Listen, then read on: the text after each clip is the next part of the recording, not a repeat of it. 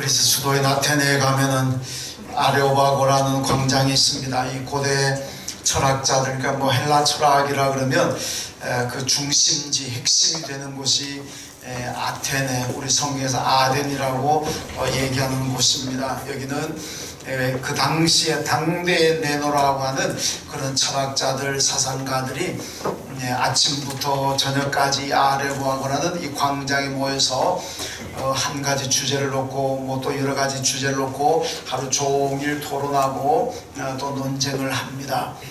제가 그걸 이래 생각해 보면 그 당시에 그 학자들의 아내들이 참 힘들겠구나.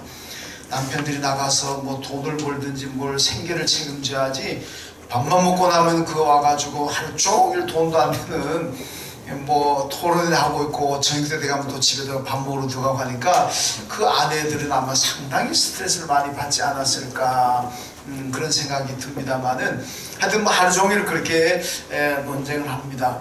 뭐 토론하지만은 거기서 뭐 뚜렷한 결론이 나오는 것도 아니고, 무슨 인간의 뭐 삶의 어떤 뭐 전기가 될 수 있는 그런 얘기 나오는 것도 아닙니다. 그저 쉽게 말하면 자기 지식 자랑하는 곳입니다. 내가 이만큼 많이 알고 내가 이만큼 많은 뭐 공부했다, 그저 자기 지식 자랑하는 현장이라고 할 수가 있습니다.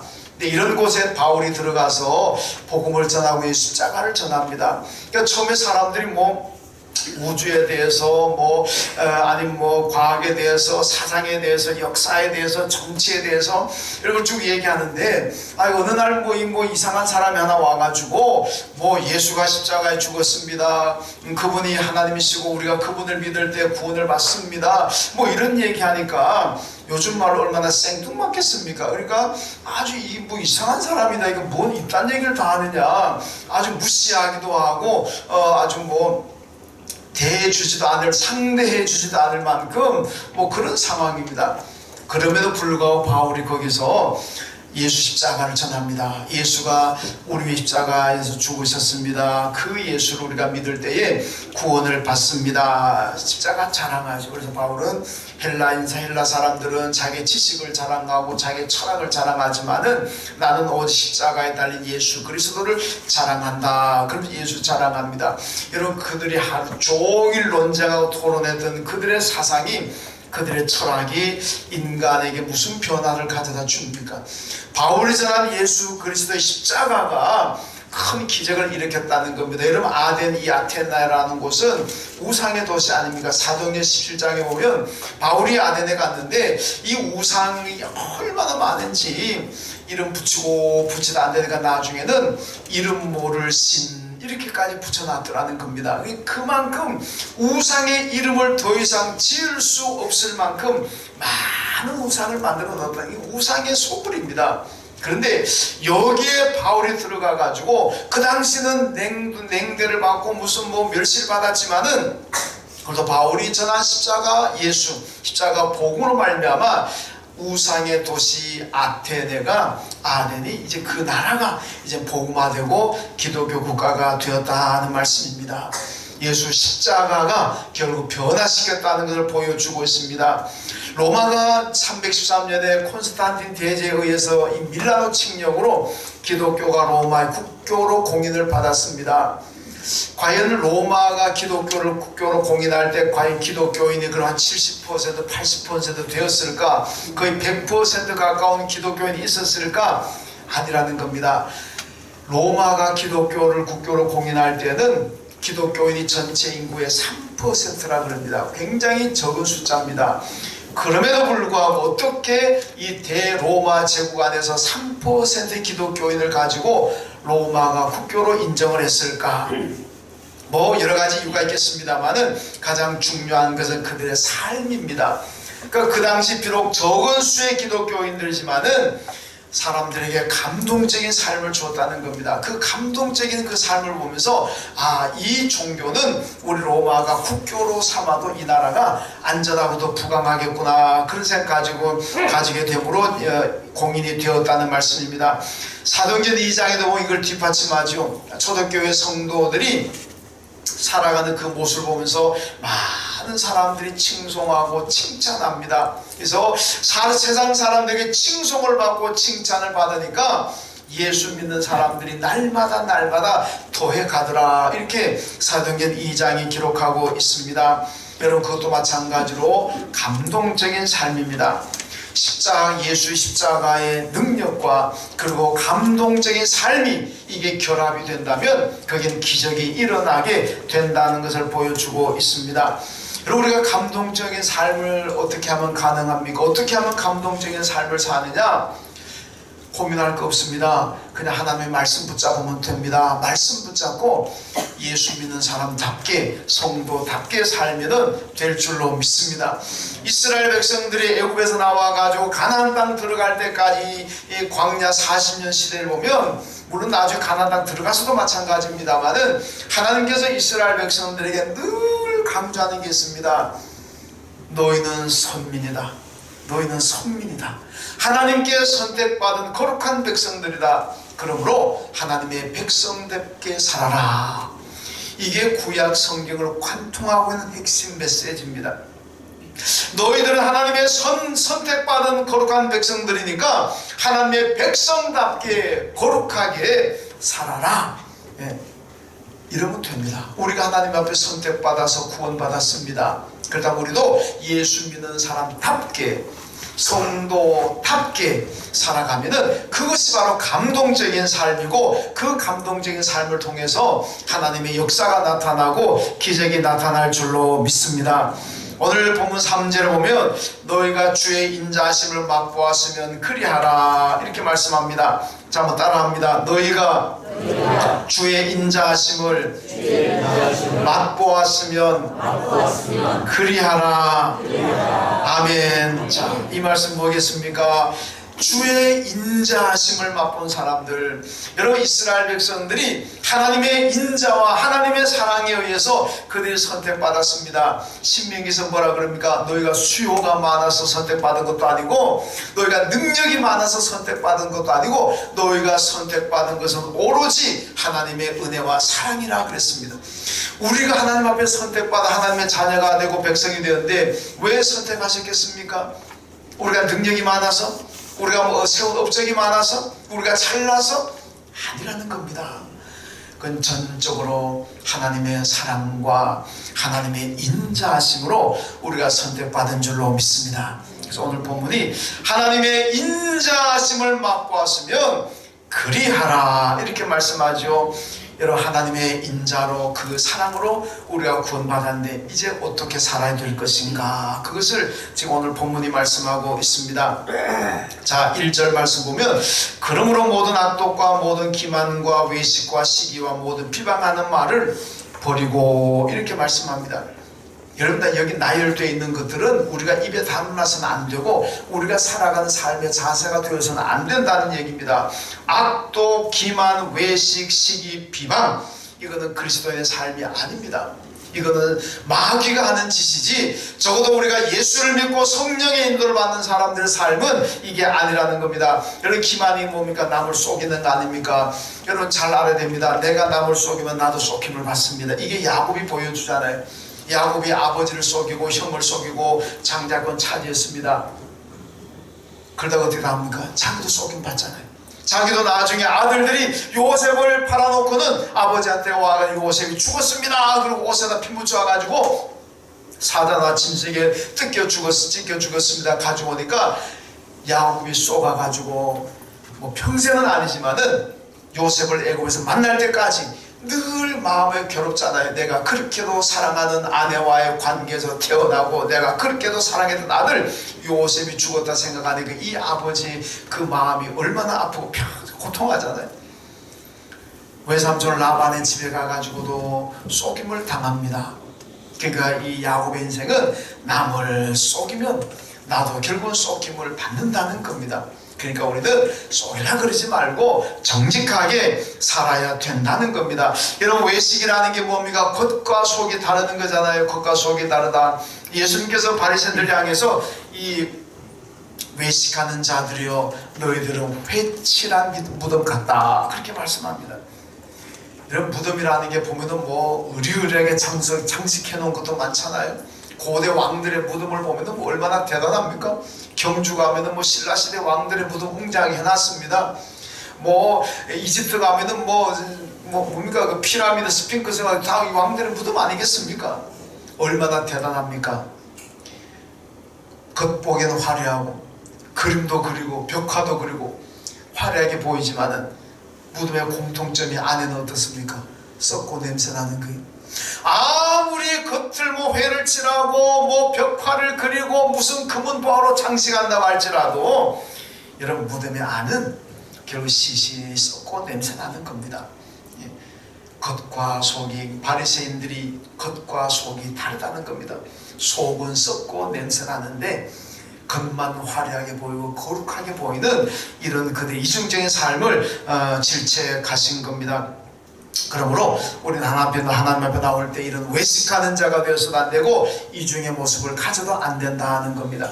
하나님 앞에 나올 때는 진실한 마음으로 나와서 예배드리고 진실하게 하나님을 섬기고 기도해야 될 줄로 믿습니다. 오늘 또 그러잖아요. 시기와 비방도 하지 말라 그럽니다. 여러분, 우리가 거짓말로 잘못된 정보를 가지고 사람들을 넘어뜨리고 사람들 쓰러뜨리고 사람들 죽이는 경우도 참 많습니다. 여러분, 비방과 그 시기와 비방은 사탄의 짓이지 성령의 역사는 아닙니다. 우리가 예수 믿는 사람들은 이렇게 거짓된 정보 가지고 가짜 뉴스 가지고 사람들을 넘어뜨리고 쓰러뜨려서는 안 된다는 얘기입니다. 예레미야 29장 11절에 보면 너희를 향한 나의 생각을 내가 아나니 평안이요 재앙이 아니니라 너희에게 미래와 희망을 주는 것이니라 이렇게 말씀합니다. 하나님께서 우리에게 주시고자 하는 것, 하나님께서 우리에게 주시기 원하는 게 뭐냐? 재앙이 아닙니다. 하나님 우리에게 주시고자 하는 것은 평안입니다. 그리고 미래에 대한 소망인 줄로 믿습니다. 예레미야의 이 말씀이 예레미야 시대가 언제입니까? 남왕국 유다가 멸망의 시기입니다. 이 멸망의 시대다 보니까 얼마나 나라가 혼란하고 얼마나 사회가 불안하겠습니까?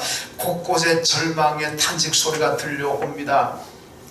그럼에도 불구하고 하나님 말씀은 나는 너희들에게 평안을 주고 나는 너희들에게 소망을 주기를 원하지 너희들에게 불안을 주고 너희들을 절망케 하는 것 이건 결코 내 뜻이 아니다. 그러니까 아무리 나라가 소용돌이치고 역사의 단절이 될 것 같은 그런 위험한 시기일지라도 하나님 잘 섬기고 성령 안에 있으면은 그 시대에도 평안을 누리시고 그때에도 희망을 가질 수가 있다는 말씀입니다. 여러분, 절망은 사람을 무너지게 합니다. 절망은 사람들을 죽일 수도 있고 그 사람을 폐인 만들 수도 있습니다. 그래서 실존주의 철학자 키에르 케오르가 죽음에 이르는 병이 뭐라 그랬습니까? 암? 아닙니다. 암보다 더한 병이 있을지라도 그게 사람을 죽음에 이르는 병은 될 수가 없습니다. 죽음에 이르는 병은 절망입니다. 나는 이제 끝났다, 희망이 없다, 이 절망이 사람들을 죽음에 이르게 한다는 겁니다. 그러므로 절망은 내 인생을 무너뜨립니다. 내 인생을 황폐화시키는 것, 이게 바로 절망입니다. 그러나 소망은 뭡니까? 나를 일으켜 세웁니다. 내가 어떤 상황에 있더라도 어떤 역경과 어떤 고난 가운데 있더라도 여러분, 내가 희망을 가진다면 그 희망이 나를 일으켜 줄 것이고 나를 회복시켜 주시고 나를 소생시켜 주실 줄로 믿습니다. 우리 성도들이 살아가야 할 삶의 모습이 어떻습니까? 남에게 절망감을 주어서 그 사람을 무너뜨리게 하고 넘어지게 하는 거 아닙니다. 어떤 상황이든지 간에 희망을 주어가지고 그 사람 다시 일으켜 세우고 회복시켜주는 것, 이것이 성도들의 삶이 되어야 됩니다. 여러분, 유태인들은요, 역사를 제가 계산해보니까 3300년 가까이 남의 나라 지배를 받았습니다. 아브라함 때로부터 지금까지 따지면 유태인 역사 한 4000년 가까이 되는데 이 4000년 역사 가운데 3000년 이상을 남의 나라 지배를 받았습니다. 얼마나 많은 고통을 당한지 모릅니다. 바빌론 제국, 아시리아 제국, 헬라 제국, 로마 제국, 거기다가 무슨 최근에는 히틀러에 의해서 600만이 독개수로 죽잖아요. 엄청난 비극입니다. 예수님 오시기 얼마 전에는 알렉산드리아라는 이집트의 북부에 있는 도시에서 18만 명 유대인들이 완전히 떼죽음 당합니다. 엄청난 고난을 받으면서도 그 정도 고난 받았으면 그 민족 역사에서 사라져야 됩니다. 없어져야 마땅하죠. 그렇게 오랫동안 고난받고 나라 없이 헤맸는데 그럼에도 불구하고 오늘 유태인들은 세계를 움직이다시피 하고 있습니다. 그 비결이 뭐겠습니까? 다른 민족, 다른 나라 같으면 벌써 역사에서 사라졌을 터인데 유태인들은 그렇게 고난과 박해를 받으면서도 지금 전 세계를 주름잡고 있습니다. 그 비결은 메시아 대망 사상입니다. 그 희망이잖아요. 우리가 지금은 이렇게 힘들고 지금 이렇게 고통을 당하지만은, 그러나 메시아가 오면은, 하나님께서 약속하신 그 메시아가 온다면은 그 메시아가 우리를 회복시켜 줄 것이고 우리를 이 세상 가운데서 으뜸되게 만들어 주신다는, 다윗의 제국을 회복시켜 주신다는 그 희망입니다. 그 희망 가지니까 그렇게 오랫동안 나라 없이 헤매고 돌아다니지만은 여전히 그들은 존재하고 존속하고 생존하더라, 그 말씀입니다. 여러분, 성도는 희망을 가져야 됩니다. 그리고 희망을 주어야 됩니다. 남을 비방하고 사기치고 욕해가지고 무너뜨리는 사람들이 아니라 희망을 줘가지고 그들을 붙들어주고 이렇게 세워줘야 됩니다. 그런데 그 희망의 중심은 뭐냐? 예수 그리스도입니다. 예수가 없는 곳은 희망이 진짜 희망이 아닙니다. 여러분, 예수가 내 삶의 중심에 계시고 예수가 내 안에 계시고 예수가 우리 가정 중심에, 예수가 내 일터의 중심에 계실 때 예수로 말미암아 가지게 되는 그 희망이, 그 진짜 희망이고 이룰 수 있는 능력의 희망인 줄로 믿습니다. 예수 없는 희망은 신기루입니다. 예수 없는 희망은 구름과 같습니다. 왔다 갔다 합니다. 예수가 계시는 희망, 그 희망이 기적을 일으키고 복이 될 줄로 믿습니다.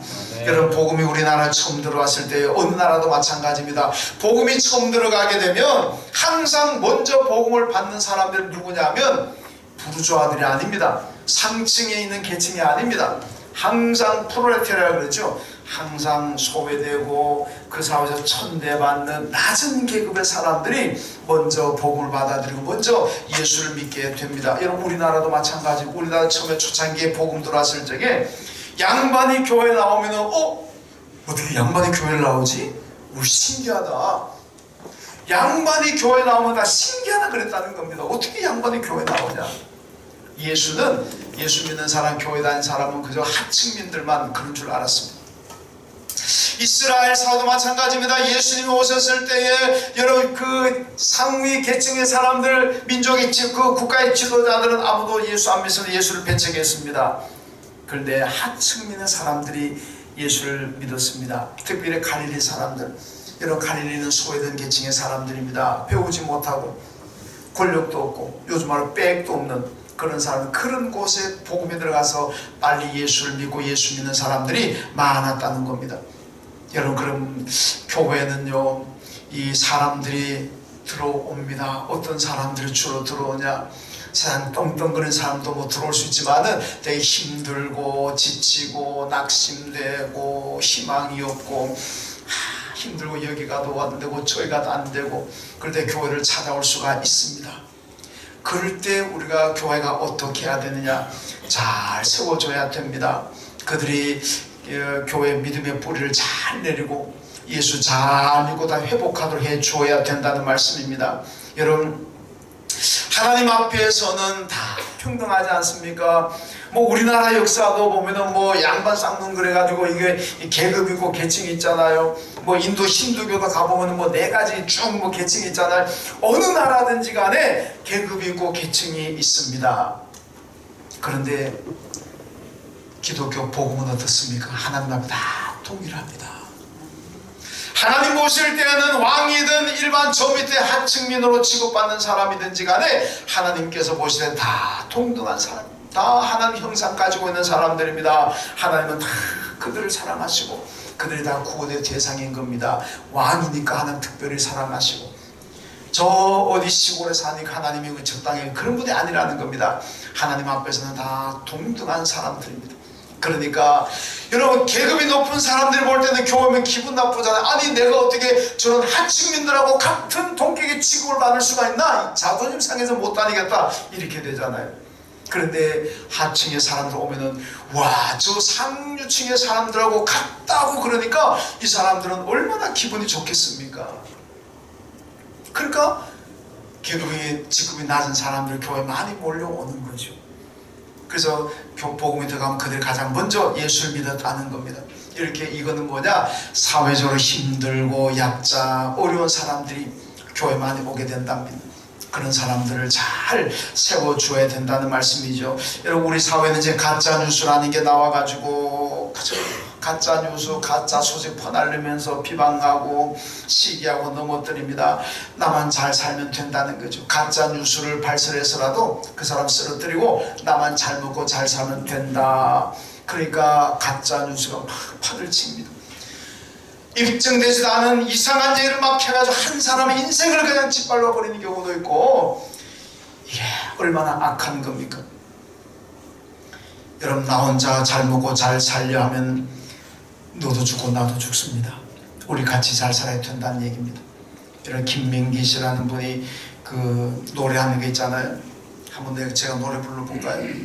깊은 산 오솔길요 자그마한 연못에 지금은 더러운 물만 고이고 아무것도 살지 않지만 그 옛날 이 연못엔 예쁜 붕어 2마리 살고 있었다고 전해지지요. 요까지 좀 하겠습니다. 노래 쉬운 줄 알았더니 쉬운 게 아니네. 이 노래의 얘기가 뭡니까? 깊은 산 오솔길 옆에 자그마한 연못이 있었는데 그 연못에 예쁜 붕어 2마리가 살았습니다. 근데 이 붕어 중에 한 마리가, 야, 나 혼자 여기 살면은 여기 이 연못 안에 모든 먹을 거리가 다 내 건데, 저놈하고 같이 사니까 여기 있는 게 한정되어 있는 먹을 거리 가지고 나눠 먹으니까 이거 배도 뭐 양도 안 차고 불편하다. 저놈만을 내가 죽여버리면 이게 다 내 거가 되니까 나 혼자 행복하게 잘 살겠다, 이렇게 생각하는 거예요. 그래서 어느 날 그 한 마리 붕어를 죽여버렸습니다.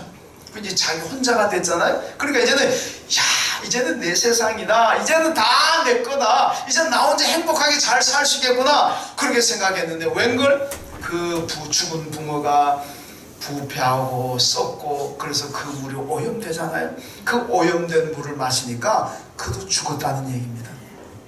그러니까 너를 죽이고 내가 살아야 된다 그러면은 너도 죽고 나도 죽는 겁니다.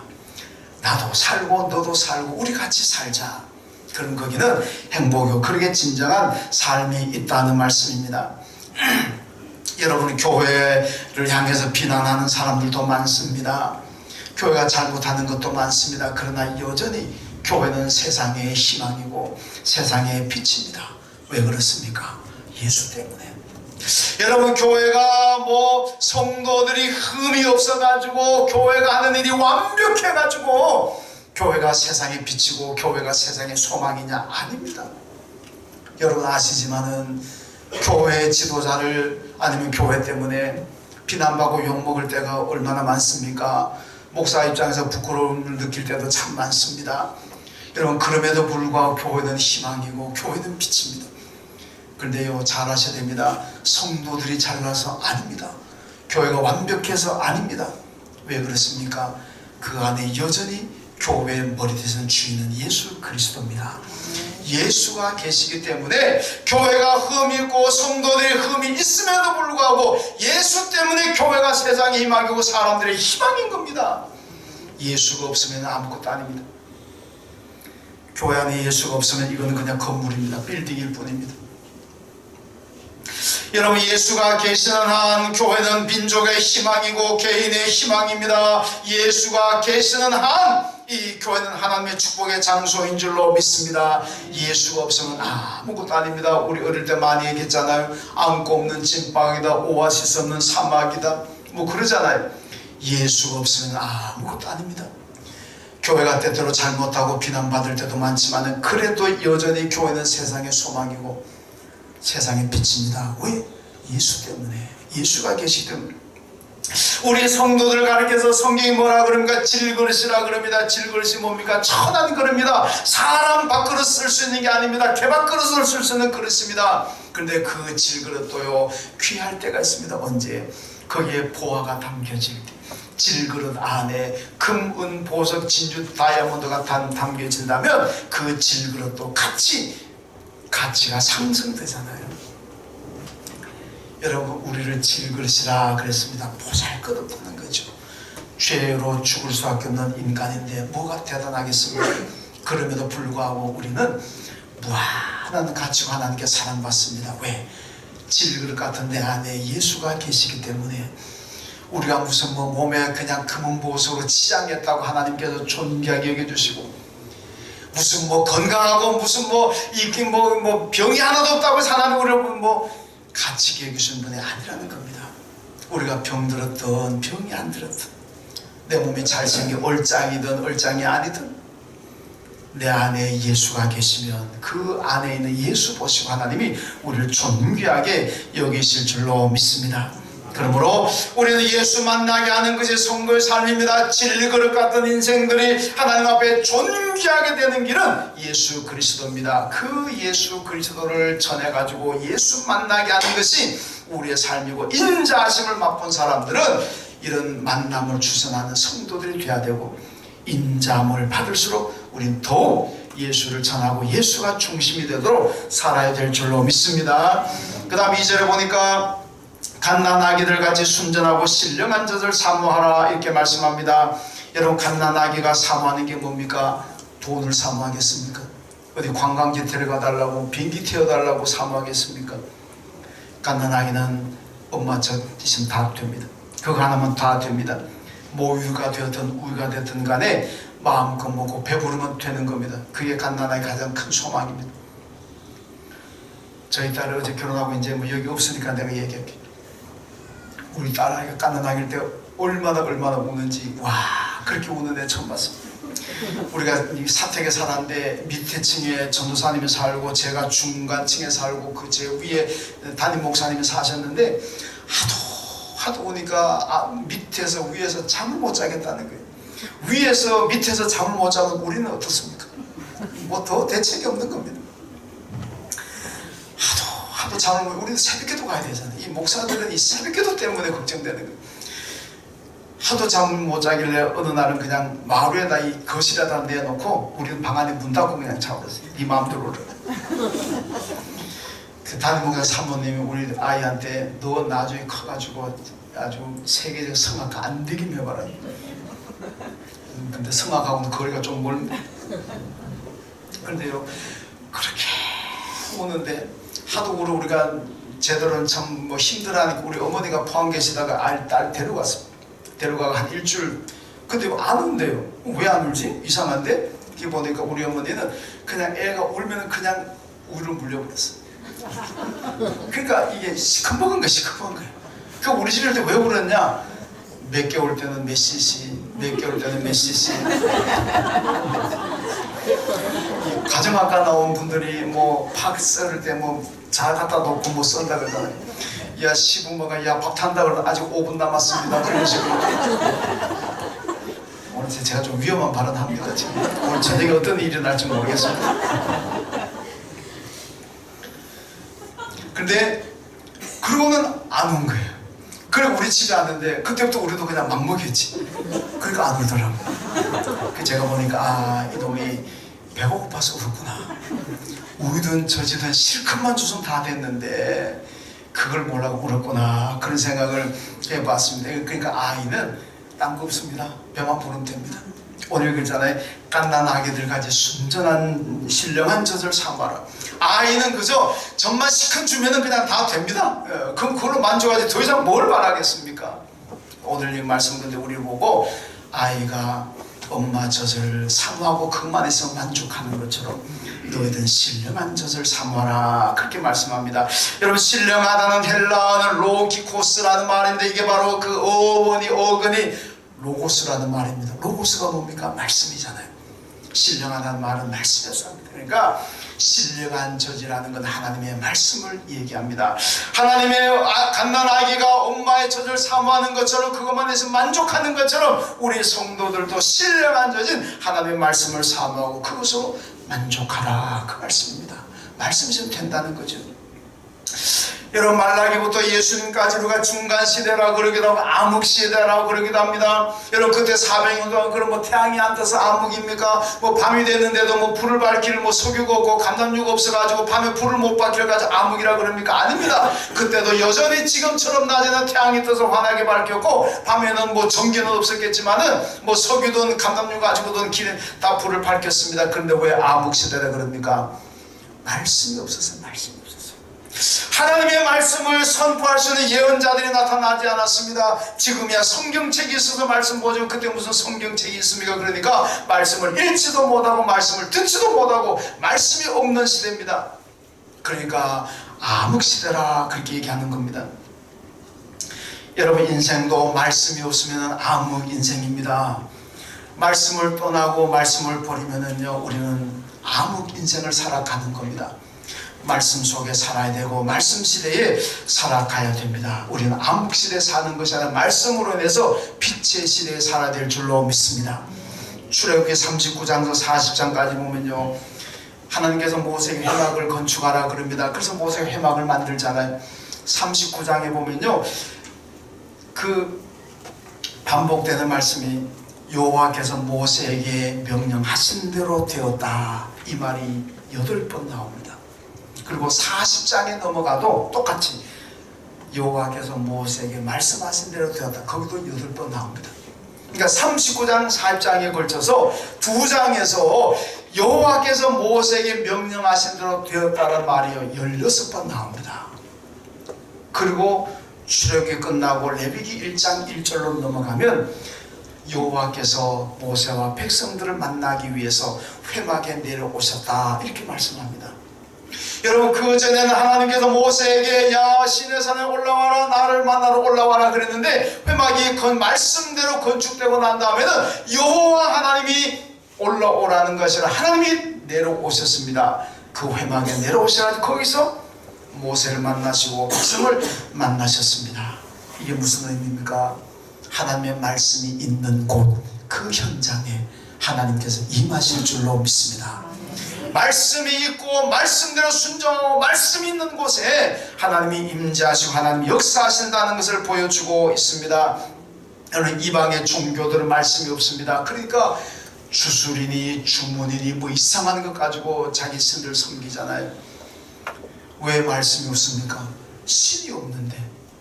그들이 만들어 놓은 신이 정말로 있다면 그 신이 자기 백성들에게 말을 할 거 아닙니까?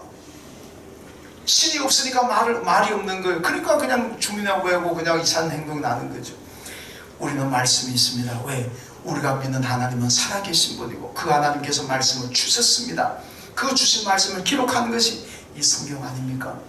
그러니까 우리는 말씀이 있는 종교입니다. 그 얘기는 우리가 믿는 하나님은 지금도 살아계시는 하나님이신 줄로 믿습니다. 이 말씀에 순종하는 것이 복입니다. 말씀을 읽고 말씀 순종하는 그 현장에 성령이 임하시고 하나님이 역사하시고 그 현장에 하나님께서 복과 기적을 베푸실 줄로 믿습니다. 오늘 3절에 다시 한번 보면요, 너희가 주의 인자하심을 맛보았으면 그리하라, 이렇게 말씀합니다. 무엇을 그리해야 되겠습니까? 악한 말과 악한 행동으로 사람들 넘어뜨리지 말라는 거. 그리고 또 하나는 갓난아기처럼 하나님의 말씀을 사모하라는 거. 이 일에 더욱 그리하라, 그렇게 말씀하고 있습니다. 이것이 우리의 신앙인의 삶이고 이런 곳에 이런 믿음을 가진 사람들에게 하나님의 축복이 임할 줄로 믿습니다. 하나님 감사합니다. 오늘도 말씀을 주시고 은혜 주심을 감사합니다.